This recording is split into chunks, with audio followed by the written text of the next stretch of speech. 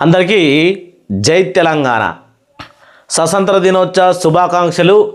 ఈరోజు 33 జిల్లాల తెలంగాణ రాష్ట్ర ప్రజలకు వృద్ధాప్య పింఛని, దివ్యాంగుల పింఛని, బీడీ కార్మికుల పింఛని, చేనేత పింఛని, కల్లుగీత కార్మికుల పింఛని, ఇంకా చాలా పింఛన్లు ఉన్నాయి. అవన్నిటి గురించి మాట్లాడుకునే ముందు వీడియో కింద ఐ బటన్ ప్రెస్ చేసి ప్రతి ఒక్కరు మన ఛానల్ సబ్స్క్రైబ్ చేసుకోవాలా. అందరికీ స్వతంత్ర దినోత్సవ శుభాకాంక్షలు. తెలంగాణలో ఎన్ని పింఛన్లు ఇవ్వబోతా ఉన్నారు, ఏ పింఛన్కి ఎటువంటి రూల్స్ ఉన్నాయి, దరఖాస్తు ఫారంలో మనం ఎట్లా దరఖాస్తు చేసుకోవాలి, ఎందుకంటే ఇవాళ నుంచి మొత్తం దరఖాస్తులన్నీ ప్రారంభం కాబోతూ ఉన్నాయి కాబట్టి ఎక్కడా ఎవరికి లంచం పెట్టద్దు అని మన ఛానల్ తరఫున రిక్వెస్ట్ చేస్తూ ఉన్నా. అలాగే ఒక వార్తాపత్రికల్లో వచ్చినటువంటి అది దాన్ని ఏమంటారు, ఒక క్లిప్ను కూడా చూపించాలనుకుంటున్నా. అది ఏ జిల్లా అని బయట పెడతలే కానీ పింఛన్కి 20,000 లంచం తీసుకుంటున్నట్టు డైరెక్ట్గా దొరికేసిరు రెడీ హ్యాండ్గా. పింఛన్కి 20,000, దివ్యాంగుల పింఛన్కి 40,000, ఒక్కొక్క ఏరియాలో ఒక పింఛన్కి 60,000 పలుకుతూ ఉంది. అంటే దానికన్నా ముందు ప్రజలే ప్రోత్సాహం చేస్తూ ఉన్నారట. దయచేసి లంచము ఇవ్వడం కానీ లంచం తీసుకోవడం కానీ చాలా నేరము. ఇచ్చేటోళ్ళు మానుకోనరి, తీసుకునేటోళ్ళు గవర్నమెంట్ ఆఫీసర్లు మీరు అసలు ఏమనలో నాకు అర్థమైతలేదు. కానీ ఇక వీడియో ముందుగా మనకు ఎటువంటి విధానంతో దరఖాస్తు చేసుకోవాలి గది తెలుసుకుందాం. వెనుక సిరి ఈ లంచగొండలు ఎవరు తీసుకున్నారు, ఏ జిల్లాలో జరిగింది, అది వార్తా పత్రికలోనే వచ్చింది. మనం ఏం మాట్లాడతలేదు, దాన్ని చూపించి మాట్లాడదాం. కొత్త రూల్స్ ఏంది అనేది, తెలంగాణ ఆసరా పింఛన్ల దరఖాస్తు ఫారం ఏ విధంగా ఉంది, ఎలా జరగబోతా ఉంది అనే విషయాన్ని చూడబోతా ఉన్నాం. ఇగో తెలంగాణలో ఈ రకమైనటువంటి ఇక్కడ మనకు ఒక వృద్ధాప్య పింఛన్ అయితే లేదు, ఇంకా కొన్ని పింఛన్లు లేవు. 7 రకాల పింఛన్లు అయితే ఇక్కడ ఇవ్వడం జరిగింది. 7 రకాల పింఛన్లలో ఇప్పుడు మనము ప్రతి పింఛన్ని ఒకసారి ఇక్కడ చూసుకుంటే ఇగో తెలంగాణ ప్రభుత్వము పింఛన్ దరఖాస్తు నోటీస్ అంటే ఏంది అంటే, ఇగో ఫస్ట్ వితంతు పింఛన్ పింఛన్ అంటే వెండో పింఛన్ అని కూడా అంటారు. ఒంటరి మహిళా పింఛన్ రెండవది ఒంటరి మహిళా పింఛన్ అంటే సింగిల్ ఉమెన్ పింఛన్. ఇక మూడోది గౌడ పింఛన్, వీళ్ళెవరు కల్లుగీత కార్మికుల పింఛన్, టుడే ప్రాపరీస్ పింఛన్ అని చెప్తా ఉన్నారు. చేనేత కార్మికుల పింఛన్, ఇది వెల్విషన్ పింఛన్ అని. ఇక వికలాంగుల పింఛన్ ఐదవది, డయాలసిస్ పింఛన్ ఆరవది, ఫలేరియా పింఛన్ ఏడవది. 7 రకాల పింఛన్లు ఈ మొదటి విడతలో ఇవ్వబోతామన్నారు. వీటి కోసం అప్లికేషన్ ఫారం అనేది మన దగ్గర ఉండాలి. ఇప్పుడు నేను అప్లికేషన్ ఫారం కూడా చూపిస్తా, దాంట్లో ఎట్లా దరఖాస్తు చేసుకోవాలి ఏంది అనేది కూడా పూర్తిగా మీకు వివరంగా చెప్పబోతా ఉన్నా. ప్రతి ఒక్కరు వీడియో కింద ఐ బటన్ ప్రెస్ చేసి మీ అభిప్రాయాన్ని కామెంట్ చేయరు. ఎక్కడ కూడా ఎవరు లంచం అడిగినా కానీ ఇవ్వద్దు.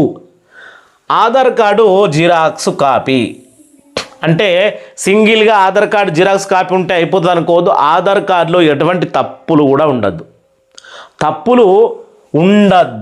ఆధార్ కార్డులో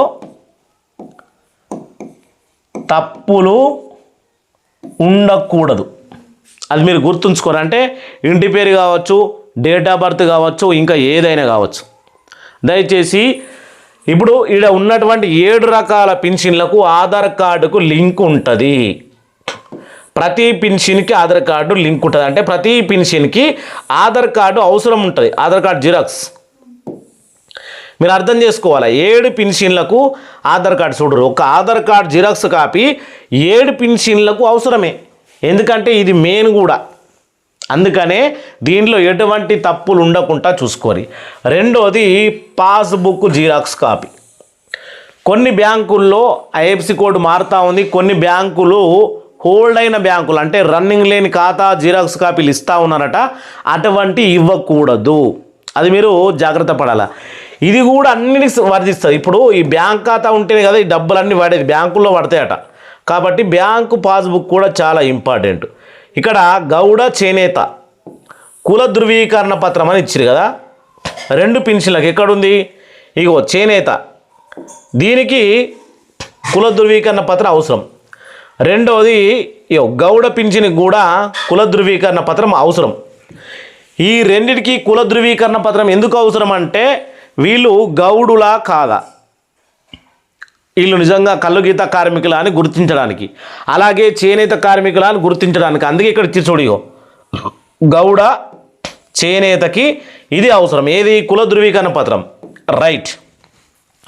2 పింఛన్లకు కుల ధృవీకరణ పత్రం అనేది ఇంపార్టెంటు. ప్లస్ వీళ్ళ సంఘం నుంచి అక్కడ ఒక రిసిప్ట్ తీసుకురావాలి. మేము గౌడ సంఘంలో ఉన్నాం, కళ్ళు గీస్తున్నాం అనేటువంటిది, చేనేత కార్మికులు ఇప్పటికి కూడా మేము బట్టలు నేస్తున్నాం అనేటువంటి విషయాన్ని స్పష్టంగా ఆఫీసర్లకు తెలియజేయాలి. అదే ఒక మన కులానికి సంబంధించినటువంటి కుల ధృవీకరణ పత్రం. ఓకే. ఇంకా ఇగో వైద్య ధృవీకరణ పత్రం. ఇది దేనికి సంబంధించినది చూడబోతా ఉన్నాం ఇప్పుడు. వికలాంగులకు డయాలసిస్ ఫలేరియాకి అవసరం.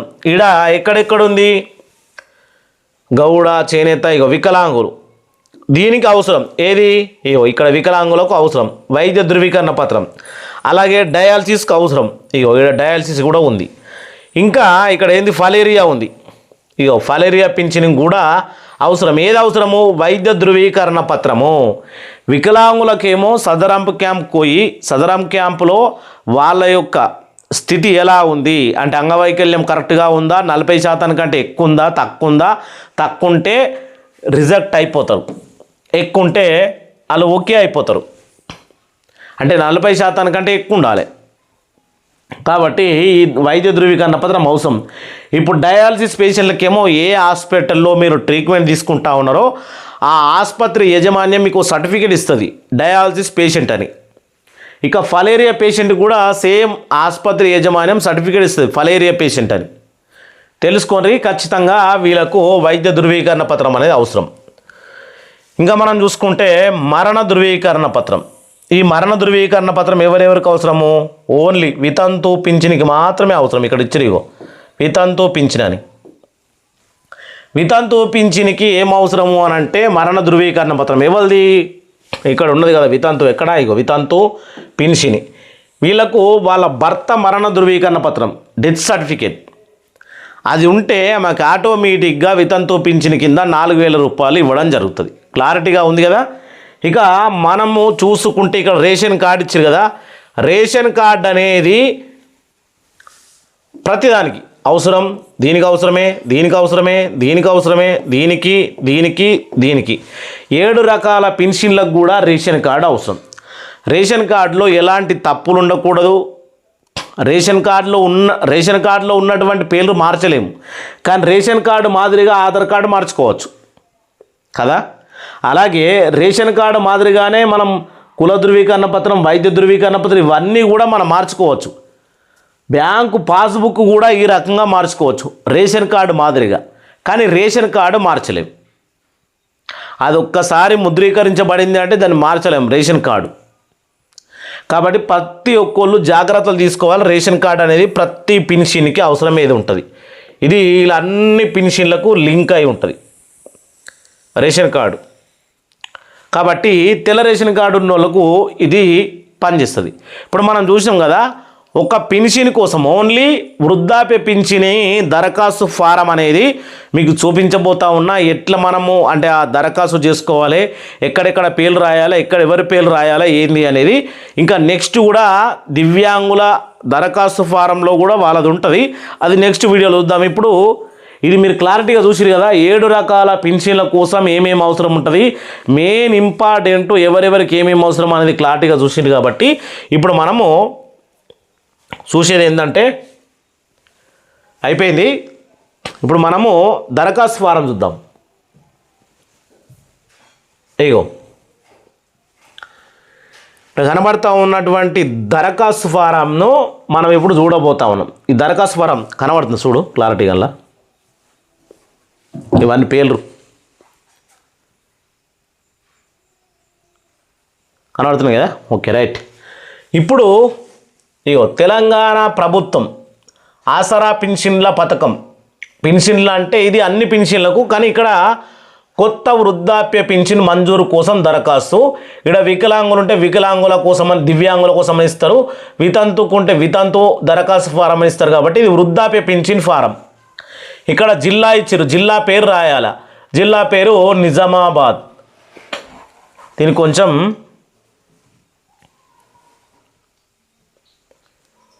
చేసి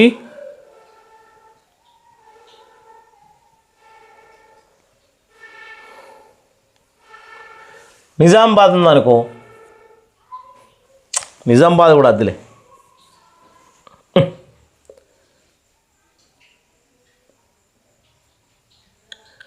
మనకు మామూలుగా ఉన్న పేరు రాద్దాం. డైరెక్టర్ తొందరగా వచ్చేది కామారెడ్డి టక్కని రాస్తుంది. ఎగ్జాంపుల్ కోసం ఇది కామారెడ్డి, ఇది డిస్టిక్.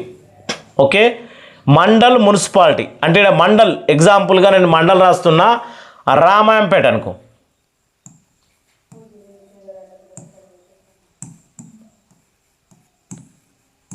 ఇది మండల్ రాసుకోవాలా. మన గ్రామ పంచాయతీ వార్డు నెంబర్ ఏ వీధి అనేసి మన ఇంటి నెంబర్తో సహా అన్నీ ఇప్పుడు 1-65 ఇంటి నెంబరు, అలాగే మన గ్రామము, ఇదంతా దీంట్లో నింపుకోవాలా. దరఖాస్తుదారు పూర్తి పేరు, ఎగ్జాంపుల్గా ఇప్పుడు నా పేరే అనుకో, ఇగో ఇట్లా పూర్తి పేరు అనేది రాయాలి దీంట్లో.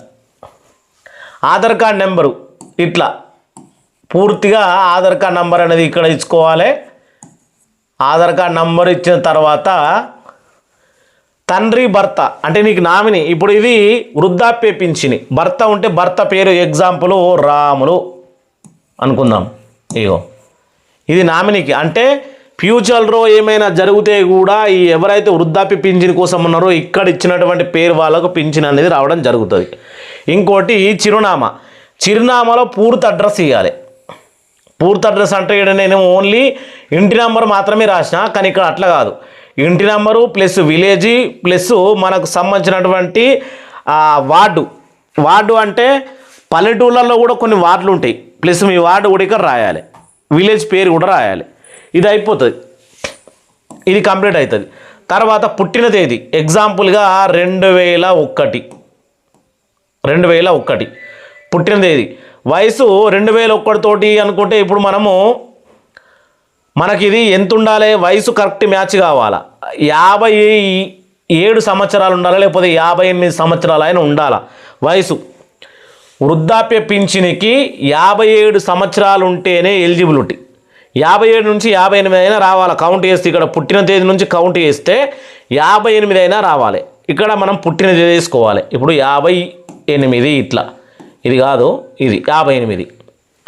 నువ్వు ఆడనా మొగనా అంతే, ఎవరు స్త్రీ పురుషుడు అంటే మనము పురుషులం కాబట్టి మేలే కదా, మేల్. ఇక అది ఇంగ్లీష్లో ఏంది కానీ పురుషుడు ఇట్లా రాసుకోవాలా. ఇక్కడ సామాజిక వర్గం ఎస్సీ ఎస్టీ బీసీ మైనారిటీ ఇతరులు. ఇక్కడ బీసీ అంటే బీసీ టిక్కు, ఎస్టీ అంటే ఎస్టీ టిక్కు, ఎస్సీ అంటే ఎస్సీ టిక్కు, ఇతరులు అంటే ఇతరులు టిక్కు పెట్టుకోవాలా. ఇతరుల గురించి ఇంకా ఏం వర్గాలు ఏమి ఇవ్వలే, ఇతరుల కాడ టిక్కు పెట్టేసుకోవాలి. బ్యాంక్ ఖాతా నంబర్ అనేది స్పష్టంగా ఇవ్వాలి. ఇక్కడ ఎగ్జాంపుల్ లాస్ట్కు 001 ఇట్లా వచ్చిందనుకో, ఇట్లా మొదటి మొత్తం బ్యాంక్ ఖాతా కంప్లీట్ ఇవ్వాలి. బ్యాంకు బ్రాంచు ఏ ఏరియాలో ఉంది ఆ బ్రాంచ్, ఇప్పుడు ఎగ్జాంపుల్ కామారెడ్డిలో ఉంది, కామారెడ్డి ఇట్లా.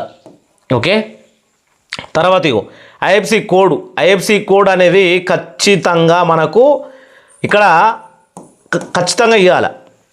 మీరు బ్యాంకులో అప్డేట్ అయినటువంటి ఐఎఫ్సి కోడు ఇవ్వాలి. మొబైల్ నంబర్ ఎట్లా అంటే కొంతమంది ఏ దొరికితే అది ఇస్తారు, కానీ అట్ట కాకుండా ఖచ్చితంగా మనకు రన్నింగ్లో ఉన్నటువంటి మొబైల్ నంబరు, ఆధార్ కార్డుకు లింక్ ఉన్న మొబైల్ నంబరు, ఆధార్కు లింక్ ఉండాలి, లింకు. ఓకే, ఇది ఇవ్వాలి. తర్వాత ఇక్కడ మన సంతకము లేదంటే వేలిముద్ర, సంతకం ఏదో లేకపోతే వేలిముద్ర, ఇట్లా వేలిముద్ర పెట్టాలి. ఇది అయిపోతుంది. ఇగో ఇక్కడ ఏమి ఇచ్చారు, ఆధార్ కార్డు జిరాక్స్ జతపరచాలి దీనికి. ఇక స్వీయ ప్రకటన, పైన తెలిపిన వివరాలు అన్నీ నిజమైనవని తేలుట సమాచారం దాచిపెట్టలేదని మరియు తప్పుడు సమాచారం ఇవ్వలేదని ధృవీకరిస్తున్నాను. మరియు దీనిపైన దరఖాస్తు ఏదైనా తప్పుడు సమాచారం గుర్తించినచో, ఇక్కడ తప్పుడు సమాచారం భవిష్యత్తులో వచ్చే ప్రభుత్వం సహాయము ఆపుటకు మరియు చట్ట ప్రకారం చర్యలు తీసుకున్నట్టుకు అంగీకరిస్తున్నాను. అంటే ఇక్కడ ఫోటో కూడా ఇవ్వాలి, మర్చిపోయినా ఫోటో. ఏమైనా కావాలని ఏజ్ మార్పిడి చేసి ఏవైనా పింఛన్ కోసం లుచ్చా పనులు చేసామనుకో చట్టపరంగా చర్యలు తీసుకోవడానికి కూడా ఇక్కడ మనం సంతకం పెట్టినామంటే కథం ఉండిపోతుంది ఇక. కాబట్టి చాలా జాగ్రత్తగా నువ్వు అర్హునివైతేనే, నా దృష్టిలో అయితే అర్హులకు మాత్రమే ఇవ్వాలి. అర్హులు వీళ్ళకు మాత్రమే పింఛన్ అనేది ఇవ్వాలి. ఎవరికి పడితే వాళ్ళకు పింఛన్ ఇవ్వద్దు, ఎవరికి పడితే వాళ్ళు పింఛన్ తీసుకోవచ్చు. ఏ పింఛన్లో అయినా సరే అర్హులకు మాత్రమే పింఛన్ ఇవ్వాలి, అర్హులు మాత్రమే పింఛన్ తీసుకోవాలి. ఎక్కడంటే మనకు ఆర్మూర్ జిల్లాలో జరిగినటువంటి ఒక సంఘటన పేపర్కి వచ్చింది. ఒక్కొక్క పింఛన్కి రేటు కడతా ఉన్నారు. 20,000, 30,000, 40,000, 60,000 వరకు పలుకుతుంది. ఒక మనిషి బాధ్యత తీసుకుంటాడు అంటే ఆ పెన్షన్ మొత్తం తీసుకొచ్చే బాధ్యత నాది, నాకు 60,000 రూపాయలు గంపగుత్త ఇవ్వాలి. గంపగుత్త మాట్లాడు ఏంద్రబాయ్ ఇది? ఏమో మన పొలాలు కదా గంపగుత్తగా మాట్లాడుకున్నట్టు. ఏదో తీర్థయాత్రలు పోతే బస్సు మాట్లాడుకుంటాం చూడు, గంపగుత్త పోయి వచ్చేదాకా గింత అని. గీ రకంగా పెన్షన్ కోసము గంపగుత్త మాట్లాడుకుంటురట. సిగ్గుపోతుంది చెప్పకుంటే మీకు తెలియదా? ఇగో ఇట్లుంది కథ.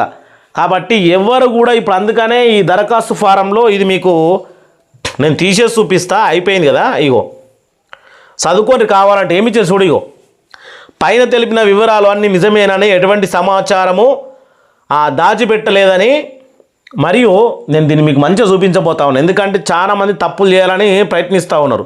తప్పులు చేయొద్దని చెప్తా ఉన్నాయి. పైన తెలిపిన వివరాలు అన్నీ నిజమేనని, ఎటువంటి సమాచారం దాచిపెట్టలేదని, మరియు తప్పుడు సమాచారం ఇవ్వలేదని ధృవీకరిస్తున్నారు. మరియు పై దరఖాస్తులో ఏదైనా తప్పుడు సమాచారం గుర్తించినతో భవిష్యత్తులో వచ్చే ప్రభుత్వం సహాయము ఆపుటకు మరియు చట్ట ప్రకారం చర్యలు తీసుకున్నటకు నేను అంగీకరిస్తున్నాను. అంటే నీకు జైలు శిక్షనే కావచ్చు, జరిమానానే కావచ్చు, లేకపోతే యావజ్జీవ ఖైదీ కావచ్చు, ఉరి శిక్షణ కావచ్చు. ఇక తిక్కలెత్తే. ఎందుకంటే గవర్నమెంట్ను చీట్ చేస్తే చాలా రకాలుగా సెక్షన్లు బుక్ అయిపోయి వెళ్ళిపోతాం లోపలికి. అది గుర్తుంచుకోవాలని మరి చూపిస్తున్నా. ఇక్కడ మనము వేలి ముద్ర పెడతాము, లేకపోతే మన సంతకం అన్న పెడతాం, ఇట్లా ఏదోటి. కాబట్టి యాడికోదు, ఇది ఆన్లైన్లో ఫీడ్ అయి ఉంటుంది. మనిషి చచ్చిపోతాడు కానీ ఇంటర్నెట్ మర్చిపోదు, గుర్తుపెట్టుకోవాలి. అందరికీ జై భారత్, జై తెలంగాణ, జై హింద్.